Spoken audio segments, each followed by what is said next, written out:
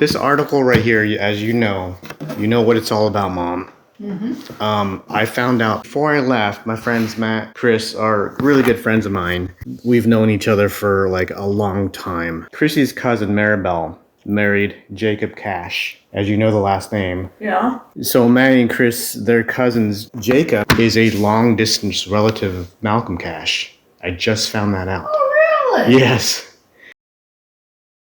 Hello friends and family, especially family. Before we get started, just a quick note. This video is time-coded, so you're welcome to jump around between sections. This story is told between a mix of narration, real conversations, photos, and short video clips. It all started with a simple conversation about childhood memories that led to something that we discovered about a week ago before this recording. The discovery date will probably appear somewhere on the screen right here. Anyway, it's about connections between the Cash family and the Merryman adoption story. So feel free to explore the timeline or watch it straight through as the story unfolds. Without further ado, enjoy this unexpectedly connected experience.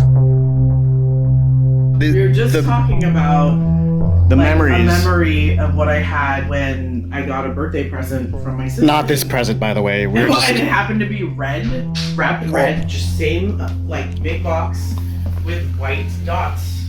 And I was telling him it was just such a fond memory. And then Mikey started telling me about his memory and his Atari set. Yep.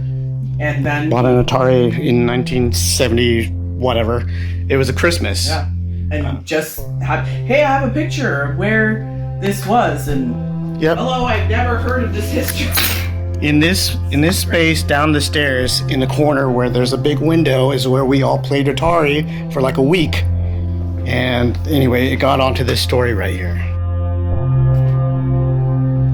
Today is the 1st of March, 2026. I'm about to head out to Florida to be with my mom in all such conditions. But anyway, this article that JLD right here is holding, I shared with JLD and Chrissy here.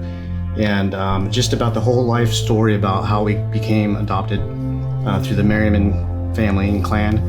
And found out that the missionary Malcolm Cash is related to Jacob? Yes. Jacob and Maribel. Maribel is Chrissy's... My cousin. My very close cousin. Her first cousin married Jacob Cash, who lived in Georgia.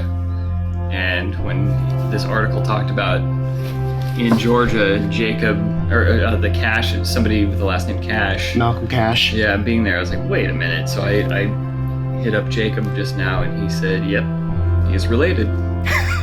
Crazy. Loosely related, but there is a relation there, which is crazy. And which you'll see in this article as we go into this article in this video. We'll share the whole details of the story, but it's crazy that there's relation to this whole entire circle of family and friends here.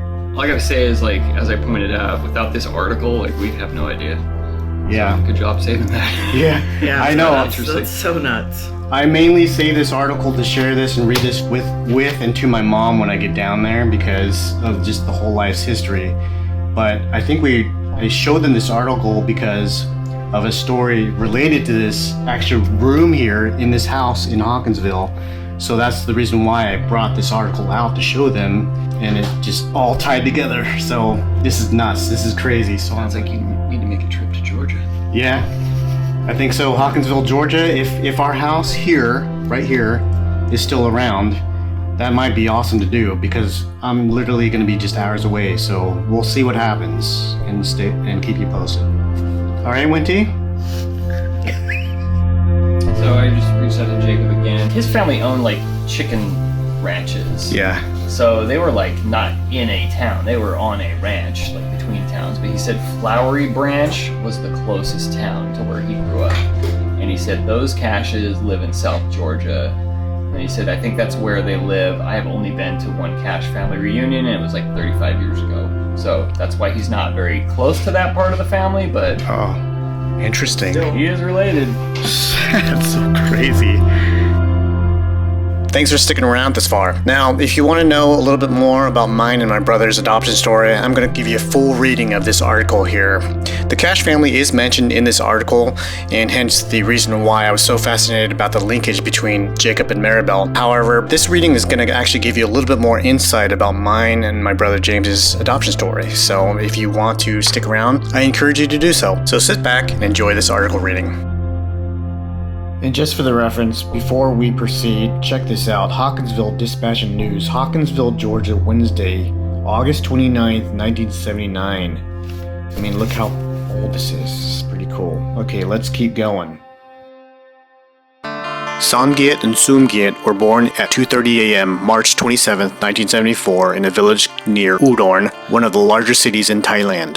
Little more than 5 years later, they attended their first day of kindergarten at Pulaski Elementary School. The twins, named James and Michael, were adopted half a year after their birth by Lou and Mona Merryman, who recently moved to Hawkinsville from Warner Robins. Their mother died giving birth, and that presented their father with a problem. Mrs. Merryman explained that twins occur once in every 5,000 births in Thailand, whereas the incidence of twins in America and elsewhere is about 1 in every 200 births. In Thai culture, one twin is automatically considered to have a good spirit and the other an evil spirit. Merryman continued that since their mother died in childbirth, both James and Michael were evil.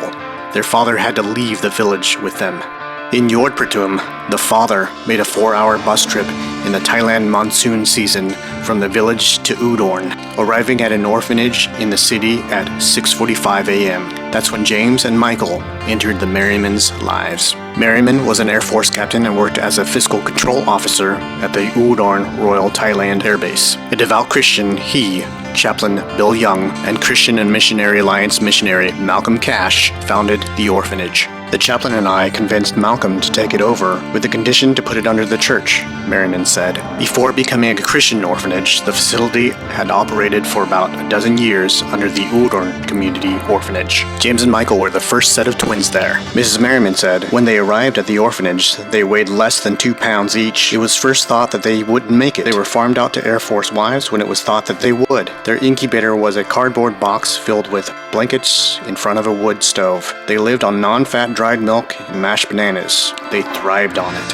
Cash and the Merrymans were friends, and because Merryman was one of the orphanage's founders, Cash sent them an invitation to attend the grand opening of the new 2-story building to house the parentless children. Between the founding and the grand opening, Merryman was transferred to Edwards Air Force Base in California as finance officer. We kept in touch with Cash since the orphanage started, Merryman said. We correspond and support it with both prayers and money. The new orphanage was the only concrete block structure in northern Thailand and was built to California earthquake standards. Grand opening was scheduled for September 29, 1974. In his invitation, Cash added a postscript. Would you take the twins? Merryman explained that Cash wanted the boys to be adopted by a family who would keep them together, and that the Toccoa Falls graduate had stayed in their home several times. At that time, Merryman continued, we had sincere conviction that God was going to do something big. In July, where doors had closed before they suddenly opened, what we were to do was adopt the twins. Before they left Edwards Air Force Base for Udon, Cash sent them a photograph of the twins. The Merryman's son, Richard, who was barely 2 years old at the time, took the picture and ran around the neighborhood saying, mine 2 babies. In the 6 months between their birth and their adoption by the Merrymans, James and Michael learned to respond to their names given to them by Cash's daughters, who named them after their boyfriends. Adopting Richard's mine 2 babies involved mountains of red tape which always accompanies adoptions of non-American children. Still, the Merrymans had less difficult a time than most who want to adopt alien children. Mrs. Merryman explained, ours was very simple. We had met people who were there 6 months and still fighting red tape. People have to deal with the Immigration and Naturalization Service before they leave the country. Merryman added, the INS wouldn't let us bring them back before the home study, which was waived because Cash had stayed with us. The INS wouldn't grant us a visa before the children were legally ours. It got kind of complicated. Mrs. Merryman said simply, it was a pregnancy. It took 3 months. The plane ride from Edwards Air Force Base to Bangkok, Thailand lasted 40 hours. After getting 4 hours of sleep in Bangkok Hotel, they made their way to Udorn. A taxi driver had to make 2 trips from Udorn to the father's village to find Yordpertum to bring him back for signing of a contract between him and the Merrymans in accordance to Thai custom. That, father finder, was a constant danger, as communist insurgents had the habit of killing taxi drivers and stealing their automobiles. After the paperwork was complete in Udorn, the Merrymans had to go back to Bangkok for Thai passports and United States permanent immigrant visas. The twins were officially adopted October 1st, 1974 in Bangkok. A chance meeting during the last day in Bangkok was responsible for about 24 other children being adopted from the orphanage by Americans. Mrs. Merryman met Diane Perry, an Atlanta resident who was in Thailand for the same purpose. After sharing stories and departing, the two corresponded and the information opened the doors to other parents wishing to adopt Oriental children. The Merryman's string to Providence continued once they returned to America. A California judge set precedent by granting both U.S. birth certificates and name changes to the twins at one hearing. From Edwards Air Force Base, Merryman was transferred to Hawaii, where James and Michael were nationalized as American citizens December 29, 1976. In May 1977, Merryman left active service and became a major in the Air Force Reserve. He moved to Warner Robins and currently works at the base as Quality Control Officer for Unappropriated Funds, or simply an accountant. They moved to Mansfield Drive in Hawkinsville, partly because Mrs. Merryman works in the coronary care unit at Taylor Memorial Hospital, and because they like the community. It's a progressive town. It's got spirit down here. We find this place a good place for the kids to grow up in, Merryman said. James and Michael started their first day of real school August 24th, but in separate kindergarten classes. Mrs. Merryman explained that since the twins are individuals, separate classes would be better. Michael, slightly less talkative than his brother, said he was looking forward to school because I want to buy lunch. James, meanwhile, said, I'm going to eat lunch there, and I can buy something. Mrs. Merryman overheard the boys talking about being able to buy lunch rather than have it served to them, of attending real school, and of being able to ride a school bus. They're real pleased to be going all day, they said. They want to go to school just like Richard. Richard is now 6 years old. The Merrymans have a daughter, Ramona, who is 14. By the way, here's the title of this article. Twins go from mashed bananas to kindergarten. This article right here, as you know what it's all about, Mom. I found out before I left, my friends Matt, Chris are really good friends of mine.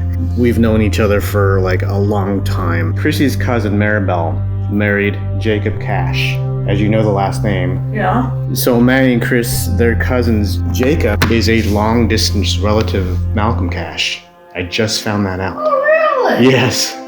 We were talking about this last night, and I let them read the whole article, and he talked to Matt over text about his long lineage of traces behind that. It's crazy, Mom, that we had a connection with my friends and his family, and the long lineage. Small world. Yeah, crazy, right? We always kind of joked about, the whole family setup here that I had in California with the Rices and the Moores and all them like that, but it's becoming more real and hefty, the fact that they are, Maribel and Jacob, connected to the Cashes. Crazy how we discovered that before we left with this article. I was going through basically a long list of actually digitizing a lot of our photos and like art and stuff of memories past, but I wanted to specifically bring this with me and to show you and to remember how much I appreciate you doing this. Well, it wasn't hard, Malcolm asked us to take you and James, and we didn't think a thing about it. We said yes, and I've never regretted it. Nor had your father. You and James have brought a dimension to my life that I wouldn't have had otherwise. Well, I just wanted to I wanted to share with you this moment here, because it's just like when I was like packing up and leaving San Pedro, just to also kind of focus on my life in terms of what my life needs, and the fact that you did this for us through all the stringent craziness and adoptions and just the standstills and the whole process. I've come to realize that had we not been adopted, who knows what would have happened. We may not have lived, and if we did live, we would have a totally different life. We wouldn't have known the joys of being here, Yeah, you would have not had the life you did have, that's for sure. Yeah. It was pretty primitive.